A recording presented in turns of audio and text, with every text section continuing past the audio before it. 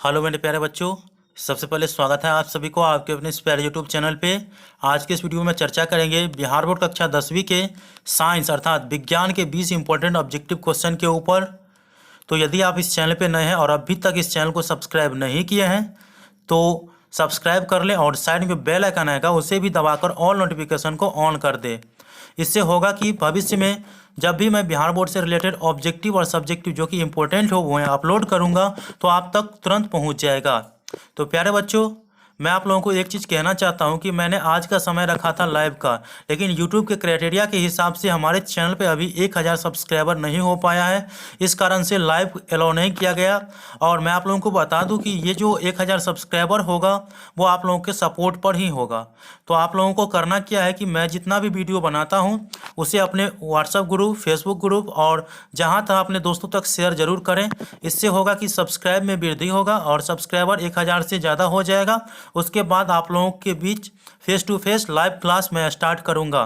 तो आप लोग मेरे बात को समझ रहे हैं तो आप इस चैनल को सब्सक्राइब करें और अपने दोस्तों को भी कहिए सब्सक्राइब करने के लिए। मैं इस चैनल पे बिहार बोर्ड से रिलेटेड इंपॉर्टेंट ऑब्जेक्टिव और सब्जेक्टिव सभी सब्जेक्ट का अपलोड करता रहता हूँ। तो चलिए पहले क्वेश्चन के बारे में बात कर लेते हैं। तो पहला क्वेश्चन दिया गया है, समतल दर्पण द्वारा प्रतिबिंब हमेशा होता है। क्या होता है? ऑप्शन में दिया है वास्तविक होता है, काल्पनिक होता है, कभी वास्तविक तो कभी काल्पनिक होता है, और डी में है इनमें कोई नहीं होता है। तो देखिए प्यारे बच्चों, आप लोग अगर फर्स्ट चैप्टर पढ़े होंगे प्रकाश के परावर्तन के नियम, तो आप लोगों को समतल दर्पण के बारे में अच्छी तरह से बताया होगा। तो देखिए समतल दर्पण द्वारा जो प्राप्त प्रतिबिंब होता है ना वो काल्पनिक ही होता है। क्या होता है? काल्पनिक ही होता है। अगर विश्वास नहीं होता है तो आप लोग समतल दर्पण का मिरर ले लीजिएगा, ऐना ले लीजिएगा, उसमें आप लोग खड़ा हो जाइएगा। तो देखिएगा कि अगर राइट हैंड आप हिलाइएगा ना तो लेफ्ट हैंड में दिखाई देगा, राइट हैंड हिलाइएगा तो लगेगा कि लेफ्ट हैंड हिल रहा है। तो इस प्रकार से आप लोग देख सकेंगे कि समतल दर्पण द्वारा प्रतिबिंब जो बना होता है वो काल्पनिक होता है, मतलब उल्टा होता है। तो ऑप्शन 20 का सही आंसर है। उसके बाद दूसरा क्वेश्चन पूछा जा सकता है, किसी वस्तु का आवर्धित प्रतिबिंब बनता है। देख सकते हैं किसी वस्तु, कोई वस्तु का आवर्धित प्रतिबिंब बनता है। किससे बनता है? तो यहाँ पे अवतल दर्पण से, बी में है समतल दर्पण से, सी में है उत्तल दर्पण से, और डी में है सब प्रकार के दर्पण से। सबसे पहले तो ये नहीं होगा। उसके बाद यहाँ पे 3 ऑप्शन आप लोगों को दिया जाएगा, अवतल दर्पण से, समतल दर्पण से, उत्तल दर्पण से। तो समतल दर्पण से तो काल्पनिक प्रतिबिंब बनता है, तो ये भी नहीं होगा। इसके बाद 2 आ गया, अवतल दर्पण और उत्तल दर्पण। तो आप लोगों को याद रखना कि किसी वस्तु का आवर्धित प्रतिबिंब जो बनता है ना वो अवतल दर्पण से बनता है। किससे? अवतल दर्पण से। ऑप्शन ए इसका सही आंसर है। उसके बाद तीसरा क्वेश्चन दिया गया है, काल्पनिक प्रतिबिंब हमेशा क्या होता है? सीधा होता है, उल्टा होता है, तिरछा होता है, औंधा होता है। तो प्यारे बच्चों, आप लोगों को याद होगा कि काल्पनिक प्रतिबिंब जो होता है ना वो हमेशा के हमेशा आप लोगों का सीधा ही होता है। क्या होता है? सीधा होता है। तो इसीलिए ऑप्शन ए इसका सही आंसर है। उसके बाद यहाँ पे चौथा नंबर क्वेश्चन दिया गया है, अभिनेत्र लेंस की फोकस दूरी में परिवर्तन किया जाता है। किसके द्वारा? तो यहाँ पे देख सकते हैं पुतली द्वारा, दृष्टिपटल द्वारा, पक्षमावी द्वारा, परितारिका द्वारा। तो प्यारे बच्चों, ये आप नेत्र लेंस अगर पढ़े होंगे तो आप लोगों को याद होगा कि अभी नेत्र लेंस की जो फोकस दूरी को परिवर्तित करते हैं वो पक्षमावी द्वारा किया जाता है। किसके द्वारा? पक्षमावी द्वारा। इसके द्वारा आप लोग अपने नेत्र की फोकस दूरी को कम और ज़्यादा करते हैं। पक्षमावी जो आप जहाँ पे हम लोगों का आँख का जो ये भौं होता है वही उसी से हम लोग अपने नेत्र को आगे पीछे मतलब अपने हिसाब से रख नियंत्रण करते हैं। तो इसीलिए पक्षमावी उसे कहा जाता है। ऑप्शन सी इसका सही आंसर है। और रेटिना जो है दृष्टिपटल, इस पे हमारे किसी भी वस्तु का प्रतिबिंब बनता है। तो आप लोगों को ये चीज़ याद ही होगा कि किस पर किसी वस्तु का प्रतिबिंब बनता है, तो रेटिना अर्थात दृष्टिपटल पर। तो इस प्रकार से आप लोग तीसरा क्वेश्चन का आंसर, चौथा क्वेश्चन का आंसर याद रखेंगे कि अभिनेत्र लेंस की फोकस दूरी में परिवर्तन किया जाता है वो पक्षमावी के द्वारा किया जाता है। तो ऑप्शन सी इसका सही आंसर है। उसके बाद 5वां नंबर क्वेश्चन आप लोगों से पूछा जा सकता है। 5वां नंबर क्वेश्चन है, स्पेक्ट्रम में किस रंग की किरण का झुकाव अधिक होता है। तो प्यारे बच्चों, अगर आप लोगों को अधिक पूछे तो भी आप लोगों को बताना है और कम पूछे तो किसको बताना है ये मैं आप लोगों को अभी बता देता हूं। तो देखिए, आप लोग पढ़े होंगे तीसरा चैप्टर प्रिज्म से रिलेटेड चैप्टर जो है फिजिक्स का, उसमें इसमें बताया होगा आप लोगों को कि ये त्रिभुजाकार एक प्रिज्म है। ठीक है, मान लीजिए एक प्रिज्म है।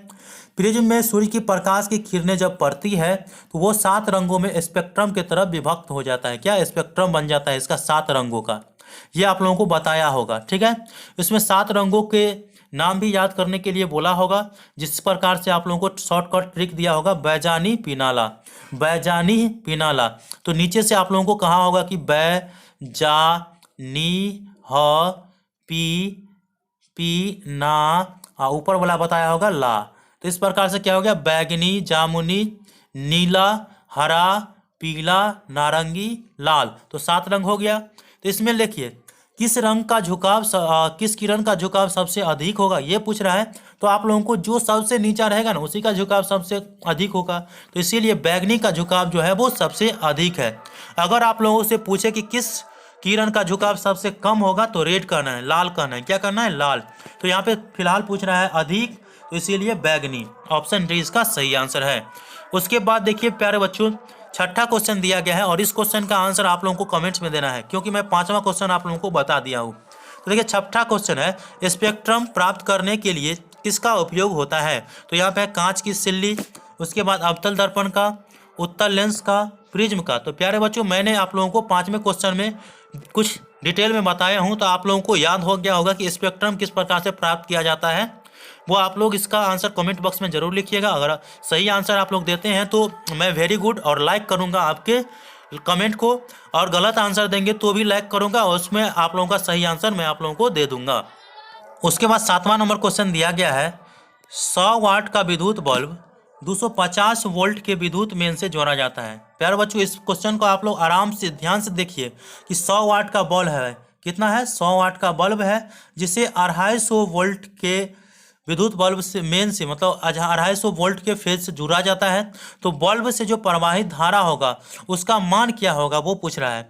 तो आप लोगों को इस क्वेश्चन का आंसर याद रखना है कि जब भी इस तरह से क्वेश्चन रहे कि 100 वाट को 250 या कुछ भी वोल्ट से जोड़ा जाता है मेन फेज में, तो विद्युत बल्ब का मतलब किलो वाट क्या होगा। तो आप लोगों को याद रखना है कि विद्युत बल्ब का जो प्रवाहित धारा का मान होगा वो इस प्रकार से याद रखना है कि वाट बट्टा वोल्ट कर देना है। क्या करना है, वाट बट्टा वोल्ट कर देना है। उसके बाद आप लोग इसका डिवाइड कर लीजिएगा तो हो जाएगा यहाँ पे कितना, तो 0.4 एम्पियर। क्या हो जाएगा, 0.4 एम्पियर।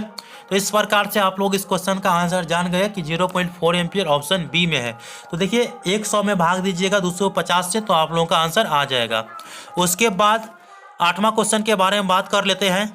तो प्यारे बच्चों 8वां क्वेश्चन आप लोग देख सकते हैं, जब किसी चालक तार से विद्युत धारा प्रवाहित होता है तो गतिशील करण होता है। तो किसमें, यहाँ पे देख सकते हैं परमाणु, आयन का, प्रोटॉन का, इलेक्ट्रॉन का। देखिए इस क्वेश्चन का आंसर आप लोग याद रखना पड़ेगा कि जब कोई चालक है, ठीक है, जिसमें तार से विद्युत धारा प्रवाहित होता है तो गतिशील करण जो होता है ना वो इलेक्ट्रॉन का होता है। किसका, इलेक्ट्रॉन का।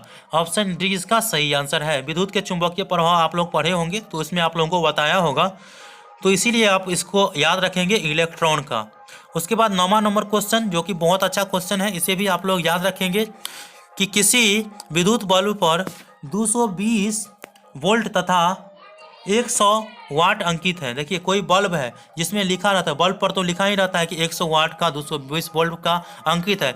जब इसे 110 वोल्ट पर प्रचलित करते हैं, मतलब 100, यहाँ पे देख सकते हैं कि 220 वोल्ट है, जबकि उसे 110 वोल्ट पर चलाया जाता है, तब इसके द्वारा उपयुक्त शक्ति कितनी होगी, किलोवाट कितना होगा, ये पूछ रहा है आपको। किलोवाट घंटा कितना होगा।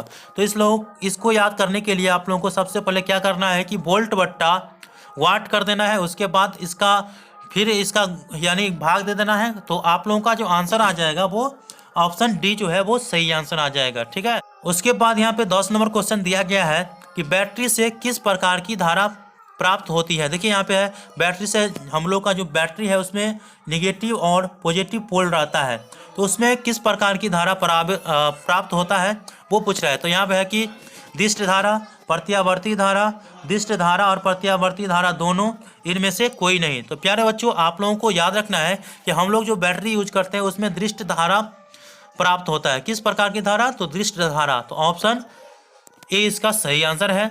उसके बाद 11 नंबर क्वेश्चन जो दिया गया है, विद्युत चुंबकीय प्रेरक की खोज किसने की, और ये MVVA क्वेश्चन है, इसे आप लोग याद रखेंगे तो अच्छा रहेगा कि विद्युत चुंबकीय प्रेरक की खोज जो किया था वो किसके द्वारा किया गया था। तो आप लोगों को बहुत स्टूडेंट को याद होगा कि फैराडे के द्वारा किया गया था।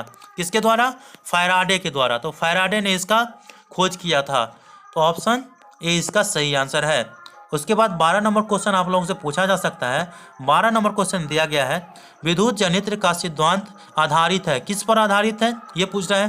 तो प्यारे बच्चों, विद्युत जनित्र का जो सिद्धांत होता है वो आप लोगों को विद्युत चुंबकीय प्रेरण पर आधारित होता है, विद्युत चुंबकीय प्रेरण पर। इसीलिए ऑप्शन सी इसका सही आंसर है, और ये विद्युत के चुंबकीय प्रभाव जो 5वां चैप्टर है उससे लिया गया है।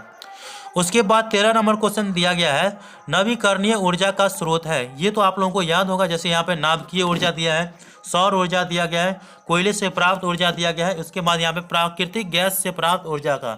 तो प्यारे बच्चों, इस क्वेश्चन का आंसर आप लोग कमेंट बॉक्स में जरूर दीजिएगा, क्योंकि आप लोगों को इस क्वेश्चन का आंसर याद होगा। ठीक है, तो कोयला तो होगा नहीं, उसके बाद प्राकृतिक गैस से प्राप्त ये भी नहीं होगा। अब यहाँ पे नाभिकीय ऊर्जा और सौर ऊर्जा, तो आप लोग अगर सही आंसर देते हैं तो आप लोगों को मैं बता दूँ कि आप लोग एक्स्ट्रा मार्क अर्न कर सकते हैं।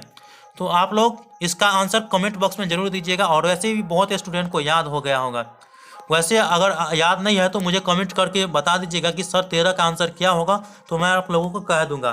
तो वैसे मैं 50-50 आप लोगों को बता दिया हूँ, ये नहीं होगा, ये नहीं होगा। अब नाभिकीय ऊर्जा होगा कि सौर ऊर्जा होगा, जो एक बार खपत होने के बाद पुनः पूर्ति किया जा सकता है, मतलब पुनः निर्मित किया जा सकता है, वो कौन सा ऊर्जा है? वो नवीकरणीय होता है। तो इसका आंसर आप लोग कमेंट बॉक्स में जरूर दीजिएगा। इसके बाद 14 नंबर क्वेश्चन दिया गया है, अनवीकरणीय ऊर्जा का स्रोत है। तो प्यारे बच्चों, मैं आप लोगों को बता दूं कि अनवीकरणीय ऊर्जा यह होता है कि जिसे एक बार उपयोग करने पर दूसरे बार प्राप्त नहीं किया जा सकता। जैसे है जीवाश्म ईंधन, सौर ऊर्जा, पवन ऊर्जा, विद्युत ऊर्जा।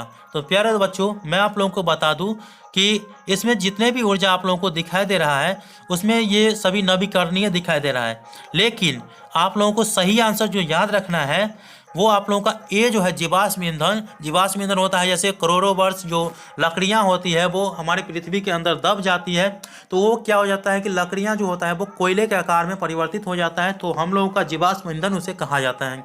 तो इसीलिए कोयला को अगर एक बार हम जला देते हैं तो पुनः पूर्ति नहीं कर सकते हैं। इस प्रकार से जीवाश्म ईंधन जो होता है वो अनवीकरणीय ईंधन है, तो आप लोग इसे याद रखेंगे। उसके बाद 15 नंबर क्वेश्चन है, एक उत्तम ईंधन है। तो देखिए, एक उत्तम ईंधन है जैसे यहाँ पे दिया गया कोयला, लकड़ी, पेट्रोलियम, जैव गैस। तो प्यारे बच्चों, आप लोगों को याद रखना है कि एक उत्तम जो ईंधन है वो जैव गैस है। क्या है? जैव गैस। तो जैव जिसे नवीकरणीय गैस बोलते हैं वही हुआ। तो ऑप्शन डी इसका सही आंसर है। ठीक है, 16 नंबर क्वेश्चन दिया गया है, जस्ता तथा तनु हाइड्रोक्लोरिक अम्ल की अभिक्रिया के फलस्वरूप। देखिए, जस्ता और तनु हाइड्रोक्लोरिक अम्ल के अभिक्रिया के फलस्वरूप इसमें से कौन सा गैस बनता है? तो प्यारे बच्चों, आप लोगों को याद रखना है कि जस्ता से जब तनु हाइड्रोक्लोरिक अम्ल HCl जो है वो अभिक्रिया करेगी तो उसमें जो प्राप्त गैस जो होगा ना वो आप लोगों का H2 होगा, मतलब हाइड्रोजन होगा। हाइड्रोजन गैस जो है वो परिवर्तित हो जाएगा। तो आप लोगों को ऑप्शन सी आंसर याद रखना है। उसके बाद 17 नंबर क्वेश्चन दिया गया है, कोई तत्व ऑक्सीजन के साथ अभिक्रिया कर उच्च गलनांक वाला यौगिक निर्मित करती है। देखिए, जैसे यहाँ पे कोई वस्तु है जो ऑक्सीजन से अभिक्रिया करता है तो उच्च गलनांक वाला यौगिक प्राप्त करती है, तो यह यौगिक जल में विलय है, यह तत्व हो सकता है। तो कौन सा वह वस्तु है, तत्व है जो जल यहाँ पे ऑक्सीजन से अभिक्रिया करता है तो उच्च गलनांक प्राप्त करता है? तो प्यारे बच्चों, आप लोगों को याद रखना है कि कैल्शियम जो है ना वो ऑक्सीजन से अभिक्रिया जब करता है तो उच्च गलनांक वाला तत्व निर्मित करता है। तो ऑप्शन ए इसका सही आंसर है, कैल्शियम। उसके बाद 18 नंबर क्वेश्चन आप लोगों को पूछा जा रहा है कि निम्नलिखित अभिक्रियाओं में अपघटन की अभिक्रिया कौन है? तो प्यारे बच्चों, आप लोगों को याद रखना है कि निम्नलिखित अभिक्रिया में अपघटन की जो अभिक्रिया है, जिसमें अपघटन जो होता है वो ऑक्सीजन गैस का जो है बहाव करता है, मतलब अलग करता है। तो आप लोग ऑक्सीजन गैस का अलग कौन किया है? तो यहाँ पे देख सकते हैं, ये तो है जल का किया है, उसके बाद ये भी नहीं किया गया है। इसमें यहाँ पे ऑप्शन सी जो देख रहे हैं आप, ऑक्सीजन गैस का जो है अपघटित किया है। तो ऑप्शन सी इसका सही आंसर है। उसके बाद 19 नंबर क्वेश्चन दिया गया है। और प्यारे बच्चों 19 नंबर क्वेश्चन बहुत ही इंपॉर्टेंट क्वेश्चन है, आप लोग इसे याद रखेंगे। मैं इस तरह से बताऊंगा कि आप लोगों को जिंदगी भर याद रहेगा। तो 19 नंबर क्वेश्चन देख सकते हैं, जैसे पूछा जा रहा है कि निम्नलिखित में से कौन लवण है। तो यहाँ पे दिया गया है HCl, NaOH, इसके बाद K2SO4 और इसके बाद दिया गया है NH4OH। तो प्यारे बच्चों देखिए, सबसे पहले आप लोगों को ये चीज़ याद रखना है कि जब किसी फॉर्मूला में H रहे, अकेला H रहे, तो आप लोग समझ जाइएगा कि वो जो होता है वो अम्लीय होता है। जब H रहे, H2 रहे, उससे नहीं मतलब है, लेकिन आप लोगों को H देखना है तो वो अम्लीय होता है। ठीक है, वो जो पदार्थ होंगे वो अम्लीय होगा। उसी प्रकार से जिस भी फॉर्मूला में आप लोग OH एक साथ देख लीजिएगा, OH एक साथ देख लीजिएगा, तो आप लोग इसे याद रखिएगा क्षारीय। क्या याद रखेंगे? क्षारीय। और जब भी किसी फॉर्मूला में NaCl देखिएगा, K2 देखिएगा, तो आप लोग समझ जाएगा कि वो जो फॉर्मूला होगा वो लवण अर्थात नमक ही होगा। तो नमक का सूत्र क्या होता है? NaCl होता है। तो Cl जब भी रहेगा तो भी होगा, और K2 रहेगा वो भी वही होगा, तो लवण होगा, नमक होगा। तो प्यारे बच्चों यहाँ पे देखिए, पहला जो है HCl, तो H जो है वो आप लोग समझ गए होंगे कि ये अम्ल है। OH इसमें है तो क्षार है, OH इसमें है तो क्षार है। इसके बाद K2SO4 जो है ना वो लवण है, स्वाद में ये नमकीन होता है, इसीलिए ऑप्शन सी इसका सही आंसर है। तो आशा करता हूँ कि आप लोगों को अम्ल, क्षार, लवण पहचानने का सही तरीका याद हो गया होगा। उसके बाद 20 नंबर क्वेश्चन आप लोगों से पूछा जा सकता है, और इस पार्ट के लास्ट क्वेश्चन मैं आप लोगों को बता रहा हूं। तो आप लोग इस क्वेश्चन का आंसर अगर होगा तो कमेंट बॉक्स में लिखिए, अन्यथा मैं आप लोगों को बता देता हूं। तो प्यारे बच्चों देखिए, यहाँ पे पूछ रहा है कि किस लाल तप्त आयरन पर जल वाष्प प्रवाहित करने पर, इसका किस नहीं किसी करना है। ठीक है, तो किसी लाल तप्त आयरन पर जब जल वाष्प जो होता है, आयरन जो है वो गर्म है। क्या है? आयरन गर्म है, और गर्म आयरन जो लाल हो गया है, मतलब लोहा जो है वो लाल हो गया है, उसमें जो है जल जो है ठंडा जल जो प्रवाहित किया जाता है, उसमें डाला जाता है, तो कौन सा यौगिक प्राप्त होता है। तो प्यारे बच्चों आप लोगों को याद रखना है कि जब हम लोग यहाँ पे जब सबसे पहले यहाँ पे जो आयरन होता है वो Fe होता है, लोहा का सूत्र क्या होता है? Fe होता है। तो जब उसमें गर्म जल प्रवाहित किया जाता है, मतलब ठंडा जल इस पर जल डाला जाता है, तो ऑक्सीजन निकलेगा। कौन सा गैस प्रवाहित होगा? तो ऑक्सीजन निकलेगा। तो आप लोगों को ये जो ऑप्शन सी देख रहे हैं Fe3O4, तो ये आप लोगों का सही आंसर है। Fe3O4 जो है वो सही आंसर है, ऑप्शन सी। तो इस प्रकार से हम लोगों ने जाना बिहार बोर्ड कक्षा 10वीं के साइंस के 20 इंपॉर्टेंट ऑब्जेक्टिव क्वेश्चन। तो आप लोगों को यदि 20 में से कितना याद था वो हमें कमेंट बॉक्स में जरूर लिखिए। जानकारी अच्छा लगा तो वीडियो को लाइक करिए, चैनल को सब्सक्राइब करिए। मिलते हैं अगले वीडियो में, तब तक के लिए धन्यवाद। जय हिंद, जय भारत।